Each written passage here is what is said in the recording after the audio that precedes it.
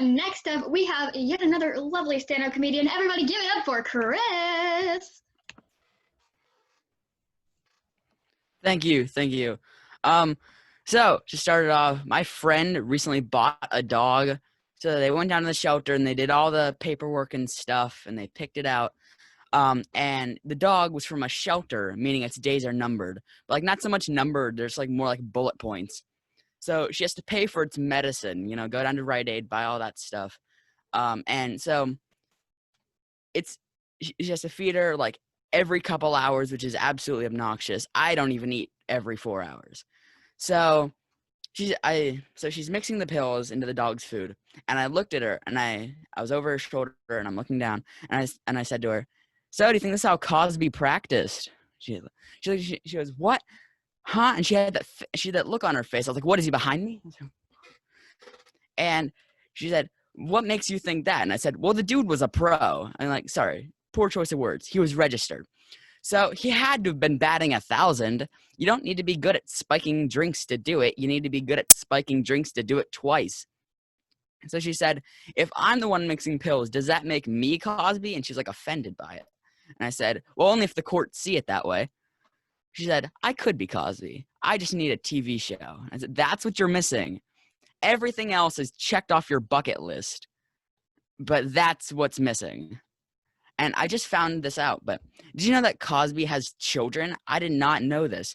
Granted, after convicted felon is kind of irrelevant. But could you imagine those kids in school? They're like probably picked on so much, but it would give them a tiny bit of leverage, right? Just a very small amount of leverage. Like they could just be walking around at recess on the playground and just go up to random kids and just be like, "My dad could beat up your dad." Like, and then what were the kids told? Where's dad? He's getting sued for $25 million in damages. And unlike Cosby, my dad has like no sense of brand new. If it's broken, he'll fix it. If it's not broken, he'll break it just so he can fix it. He's not going to buy a new one. He'll try everything in his power to fix it, which is not a good idea. And I know it sounds weird to have gone from Cosby to my dad. I promise you there's no relation. Because my dad has a car that's all black, a white hood, a silver fender, and a red trunk. He took parts from 3 other cars to fix his own.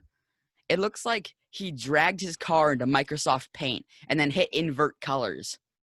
We have a garage filled to the top with power tools. It looks like Home Depot's reject pile.